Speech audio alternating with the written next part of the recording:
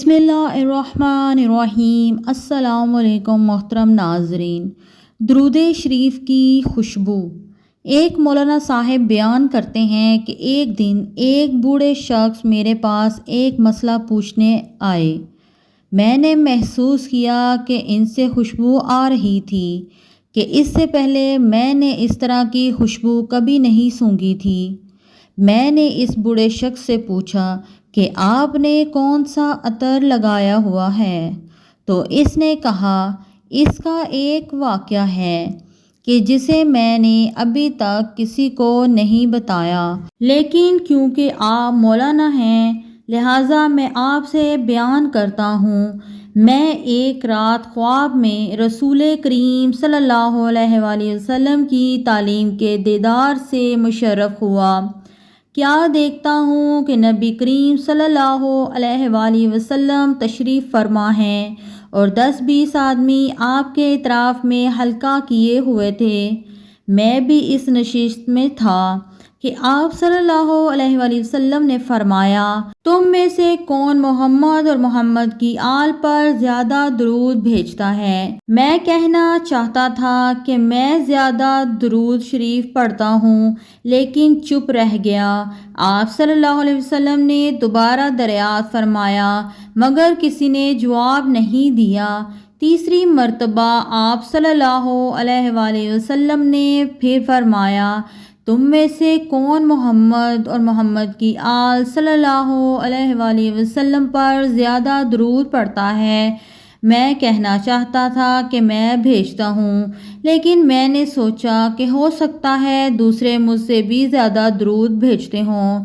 بس آپ صلی اللہ علیہ وآلہ وسلم کھڑے ہوئے اور مجھ سے فرمایا کہ تم مجھ پر اور میری آل پر سب سے زیادہ درود بھیجتے ہو، اور پھر آپ صلی اللہ علیہ وآلہ وسلم نے میرے لبوں کو بوسہ دیا۔ بس اس وقت سے میرے جسم سے خوشبو آنے لگی ہے۔ درود پڑھنے سے انگوٹھی کا ملنا۔ ایک اللہ والے بیان کرتے ہیں کہ کچھ سال پہلے مجھے بیرون ملک کا سفر کرنے کی ضرورت پیش آئی۔ جب میں نے واپسی کا ارادہ کیا تو دوران سفر متوجہ ہوا کہ میری یمنی عقیق کی وہ انگوٹھی جو مجھے بہت پسند تھی اور جس پر ماشاء اللہ لا حول ولا قوت الا باللہ استغفر اللہ کندہ تھا، وہ میرے ہاتھ میں نہیں تھی، یعنی گم ہو چکی تھی۔ میں بہت رنجیدہ ہوا اور مجھے یاد بھی نہیں آ رہا تھا کہ میں کہاں رکھ کر بھول گیا ہوں۔ تقریباً 17 دن تک میں اسے اپنے سامان میں تلاش کرتا رہا، لیکن تلاش کے باوجود مجھے وہ انگوٹھی نہ ملی، یہاں تک کہ ایک مرتبہ پھر سے مجھے دوبارہ اسی ملک میں جانے کا اتفاق ہوا۔ دوران سفر مجھے میری انگوٹھی یاد آ گئی۔ میں نے اسی وقت محمد اور محمد صلی اللہ علیہ وآلہ وسلم کی آل پر درود شریف پڑھنے کی نیت کی، اور دوران سفر ہی میں نے تقریباً 1500 مرتبہ درود شریف پڑھا۔ اس رات خواب میں دیکھا کہ کوئی مجھے کہہ رہا ہے، تمہاری انگوٹھی فلاں جگہ پڑی ہے۔ صبح جب میں بیدار ہوا تو نماز کا وقت تھا۔ رفقا نماز کی تیاری کر رہے تھے۔ میں نے ان سے رات والے خواب کا ذکر کیا تو بتایا کہ کسی کے کہنے والے نے کہا ہے کہ تمہاری انگوٹھی فلاں جگہ پڑی ہے۔ بس میرے رفقا میں سے کچھ لوگ اس جگہ پہنچے اور دیکھا تو انگوٹھی وہاں موجود تھی، اور یوں آل محمد صلی اللہ علیہ وآلہ وسلم پر درود پڑھنے کی برکت سے مجھے میری انگوٹھی مل گئی۔ ایک طویل عرصے کے بعد یہ انگوٹھی مجھے ملی۔ اشبیلیہ کا لوہار۔ شیخ اکبر شیخ محی الدین ابن عربی رحمۃ اللہ علیہ بیان کرتے ہیں کہ جو شخص محمد اور آل محمد پر ہمیشہ درود پڑھے گا تو اس کے رزق میں خوب برکت ہوگی اور وہ مستجابات الدعوات ہو جائے گا۔ میں نے درود پر ہمیشگی اختیار کرنے والے ایک شخص کو دیکھا اور اسے ملاقات کی جو اشبیلیہ کا لوہار تھا۔ وہ ہمیشہ یہ درود مسلسل پڑھتا رہتا تھا، اللہم صلی علی محمد و آل محمد، اور وہ اپنے علاقے میں اسی درود کے نام سے مشہور ہو گیا تھا۔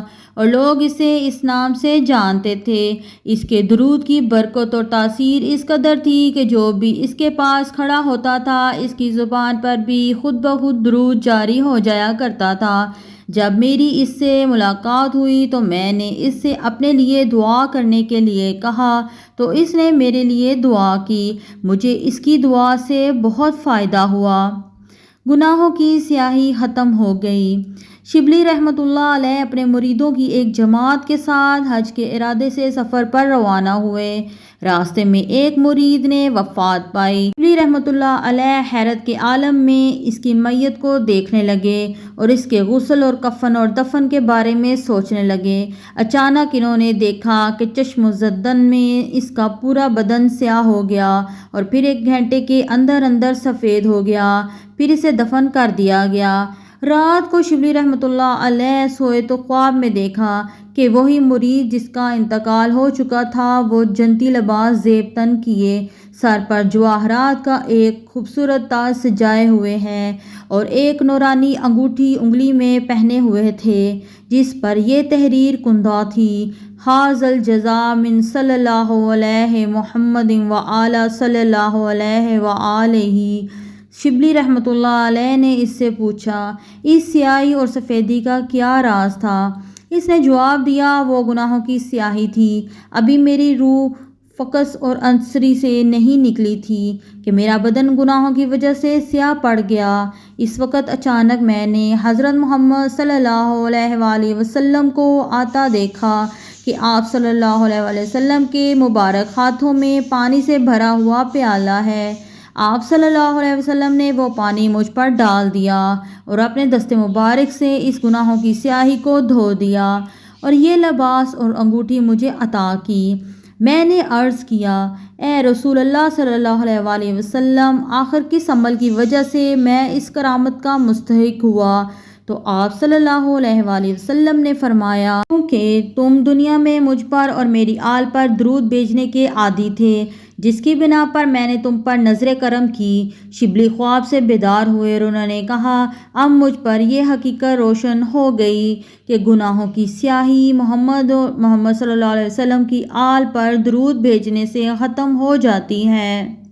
جنت کے سلطان ہیں محمد صلی اللہ علیہ وآلہ وسلم، منہ بولتے قرآن ہیں محمد صلی اللہ علیہ وآلہ وسلم، معنی کہ مومن کی پہچان ہے کلمہ، پر کلمے کی پہچان ہے محمد صلی اللہ علیہ وآلہ وسلم۔ ہر ابتدا سے پہلے ہر انتہا کے بعد ذات نبی بلند ہے ذات خدا کے بعد، دنیا میں احترام کے قابل ہے جتنے لوگ، میں سب کو مانتا ہوں مگر مصطفیٰ کے بعد۔